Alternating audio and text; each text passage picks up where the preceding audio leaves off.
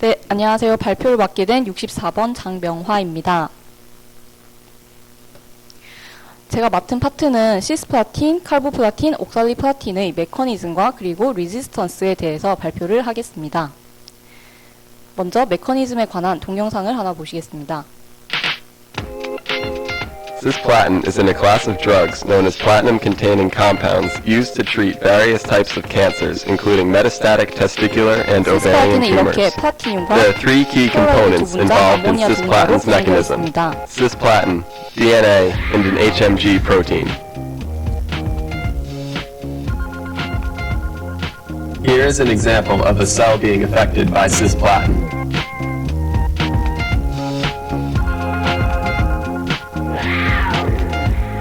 Shown is the cell's membrane, where cisplatin makes first contact.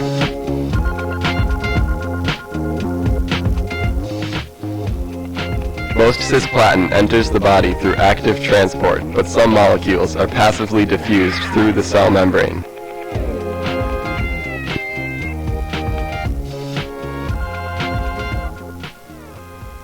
Once in the nucleus, cisplatin can form an adduct with two consecutive guanine bases within a strand of DNA.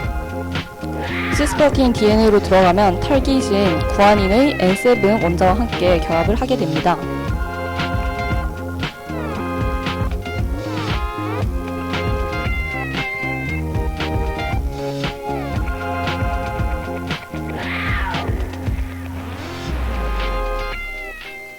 The molecule loses its chlorine atoms in exchange for the nitrogen atoms of the target guanines. Cisplatin can bond more tightly with nitrogen because nitrogen balances the platinum charge more effectively than chlorine. 구아닌의 질소 원자와 결합을 해서 DNA와 어덕트를 형성하게 됩니다. It is this adduct-induced DNA bend that allows the binding of proteins which contain the high mobility group HMG domain. Once the protein is bound to the DNA, it inserts a wedge-like phenyl group of phenylalanine 37 into the widened minor groove created by the bend. The tightly bound HMG protein causes destacking of the nucleotide bases, resulting in the DNA helix becoming kinked. In this way, cisplatin can be thought of as a monkey wrench in the DNA repair system. 네, 이렇게 시스플라틴이 DNA와 어덕트를 형성하면은 HMG 프로틴의 페니알라닌에 의해서 구아닌 베이스의 그 디스태킹이 일어나게 되고 DNA 디스토션이 일어납니다. With the HMG protein bound to the DNA, the modified strand is not repaired properly, and so the cell dies. The success of cisplatin depends on its ratio of efficacy between cancerous and healthy cells. 네, 이렇게 메커니즘을 동영상을 통해서 살펴보았고요. 이제 그림을 통해서 설명드리겠습니다.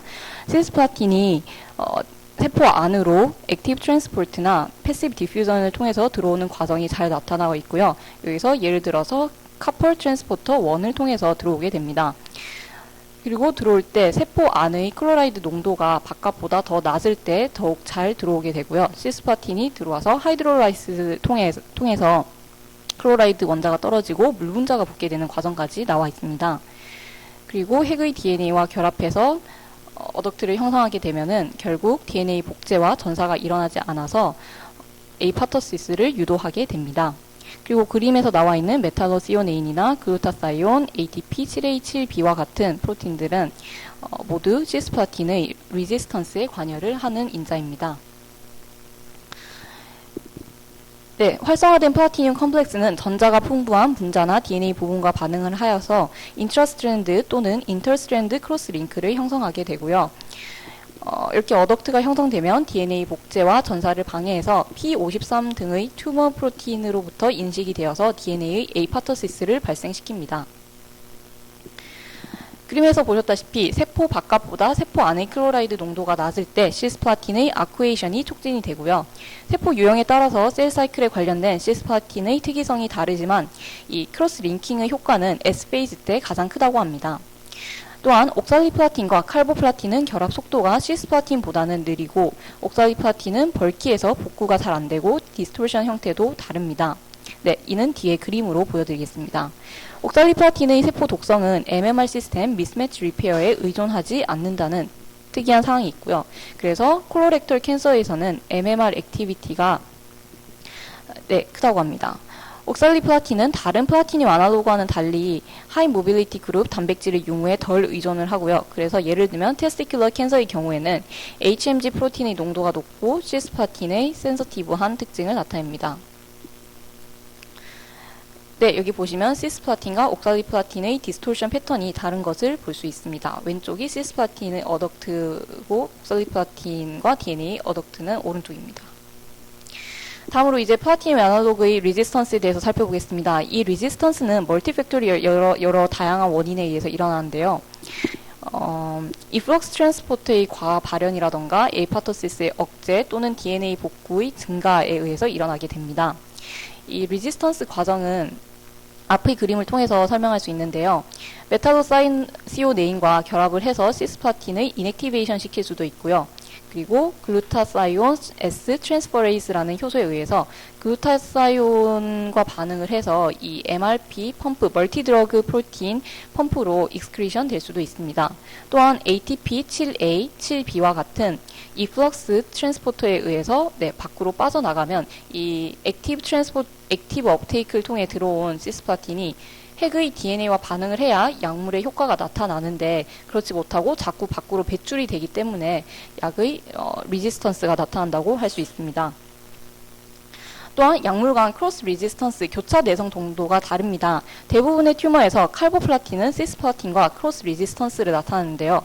한마디로 시스플라틴의 저항성, 내성을 보이면 칼보플라틴에도 내성을 보이는데 하지만 옥살리플라틴은 MMR 프로틴이나 HMG 프로틴에 의존하지 않기 때문에 교차 내성을 보이지 않습니다. 또한 플라티늄 DNA 어덕트의 리페어 과정은 뉴클레오티드 익시즌 리페어인 NER 패스웨이를 통해서 이루어지는데요. 이때 NER 경로가 과발현이 되면은 시스플라틴이나 옥살리플라틴의 효과가 떨어진다고 폐암, 대장암, 위암 환자의 연구에서 밝혀졌고요. 반대로 NER 경로가 억제되었을 때는 시스플라틴의 센시티비티가 올라간다고 난소암 환자의 연구에서 밝혀졌습니다.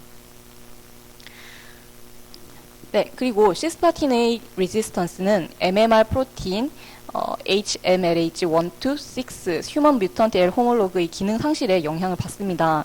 이 원인은 MMR 프로틴이 시스플라틴, DNA, 어덕트를 인식해서 에이파토시스를 유도하는 역할을 하는데요. 이 MMR이 억제되면 세포 사멸 에이파토시스도 억제되기 때문에 레지스턴스가 증가한다고 볼 수 있습니다.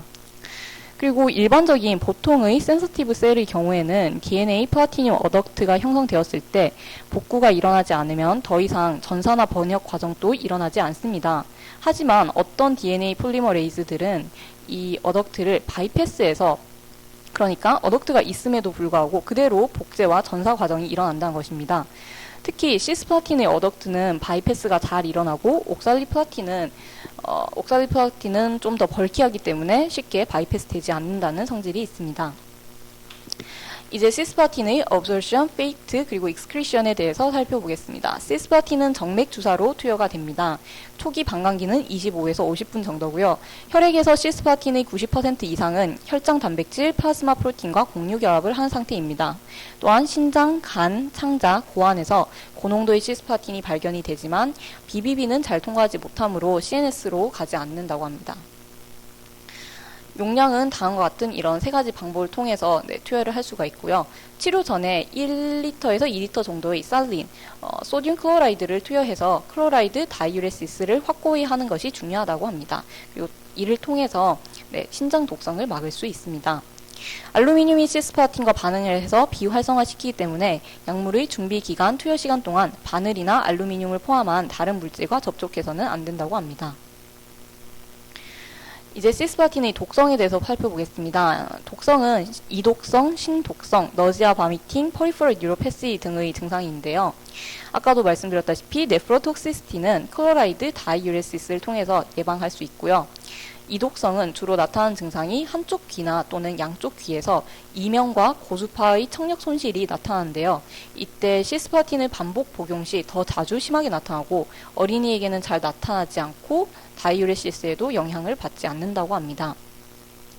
너지아 바미팅은 거의 모든 환자에게서 발생하고 5-HT3 엔테고니스트나 NK1 리셉터 엔테고니스트, 하이도스 콜티코스테로이드로 조절할 수 있습니다. 그리고 퍼리퍼럴 뉴로패시는 약을 중단했을 때 더욱 심해지고 다른 신경 독성이 있는 약물과 함께 복용 시 더 악화된다고 합니다. 또한 중요한 점이 electrolyte disturbance, 전해질 불균형이라는 증상도 나타나는데요.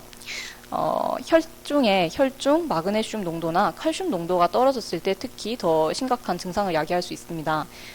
이것을 치료하지 않는다면은 테탄이 근육 경련이 유발 가능한데 이 원리는 혈중 칼슘 마그네슘 농도가 떨어지면 뉴로머스큘러 정션에 탈분국이 잘 일어나게 되고 가벼운 자극에도 경련을 일으켜서 테타니를 유발한다고 합니다. 그래서 혈장 마그네슘 농도를 자주 측정하는 것이 중요합니다.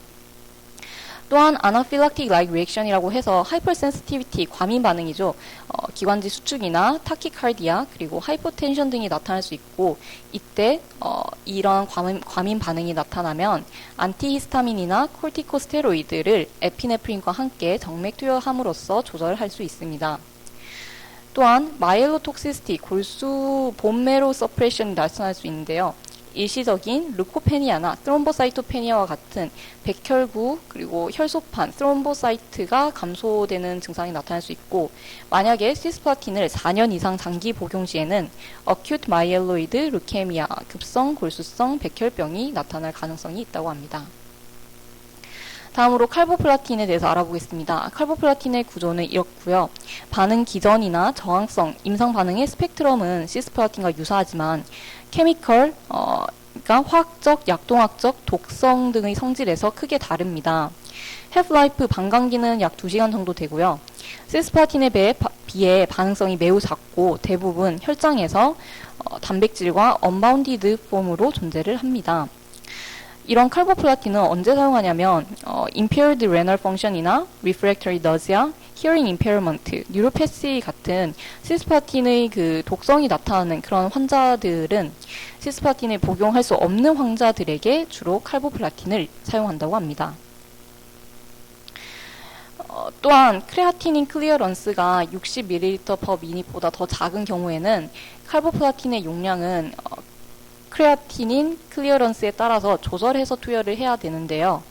이때 아래 보이는 이 공식에 맞춰서 투여를 하게 됩니다. 보시면 이 도스는 area under the curve 곱하기 glomerular filtration rate 사구체 여과율 더하기 25 이거를 곱한 거를 쓰게 되고요. 싱글 에이전트 칼보플라틴에 대해서 환자가 수용 가능한 독성은 타겟 AUC가 5에서 7 정도고요. 위의 공식을 사용해서 최소 15분 이상 정맥 투여를 하고 한 달에 한 번 정도 투여를 하면 되겠습니다. 세 번째로 옥살리플라틴에 대해서 알아보겠습니다. 옥살리플라틴의 구조식은 이렇고요. 초기 반감기는 약 16분으로 세 가지 약물 중 가장 짧습니다. 이 원인은 래피드 업테이크로 인해 그렇고 크레아티닌 클리어런스가 20ml/min보다 더 크면 복용량 조절이 따로 필요가 없다고 합니다. 그리고 간기능 저하 환자도 복용량 조절이 필요 없습니다. 옥살리플라틴의 가장 큰 중요한 특징은 시스플라틴, 칼보플라틴과 달리 결장암과 위암에 효과가 있다는 점인데요. 이는 앞서 메커니즘에서 설명드렸다시피 멀티드러그 멀티드러그 리페어, MMR이나 HMG 프로틴에 의존하지 않는 효과를 가지고 있기 때문입니다. 또한 TS, 사이미딜레이트 신세이즈의 활성을 억제하고 옥살리플라틴을 5-플루오로우라실과 함께 사용 시 상승작용을 일으키는데 이 기전은 제가 찾아보았더니 이렇게 나타났습니다. 먼저 사이미딜레이트 신세이즈가 하는 역할이 DUMP를 DTMP로 바꾸는 효소인데요. 이 TS를 억제하는 게 5-플루오로우라실도 TS를 억제하는 효과가 있어요. 그래서 5-플루오로우라실과 옥살리플라틴을 함께 쓰면 상승작용이 나타나게 됩니다. 마지막으로 옥살리플라틴의 독성에 대해서 살펴보겠습니다. 퍼리퍼럴 뉴로패시가 나타나는데 어큐트 폼과 세컨 타입이 있어요. 어큐트 폼은 주로 팔이나 다리, 입, 목에서 감각 이상이 나타나는데 차가운 액체에 노출되었을 때 촉발이 되고요. 칼슘과 마그네슘의 고가를 동반한 옥살레이트의 급격한 방출이 원인이라고 합니다. 세컨 타입은 주로 옥살리플라틴을 장기 복용했을 때 나타나는 증상이고요. 감각 장애나 어탁시아, 운동실조 등의 증상이 나타납니다. 또한 헤마토로지컬 톡시시티로는 이뮨 미디에이티드 사이토페니아, 그러니까 루코사이트, 백혈구 소위 감소 등이 나타나고, 어큐트 알러지 리스폰스는 앞서 설명드렸던 아나필락틱 라이크 리액션과 거의 동일합니다. 두드러기, 저혈압, 기관지 수축이 나타납니다. 또한 옥살리플라틴을 장기 복용 시에는 루케미아라던가 백혈병, 펄머너리 파이브로시스, 폐섬유증을 유발할 수 있습니다. 네, 이상으로 발표를 마치겠습니다.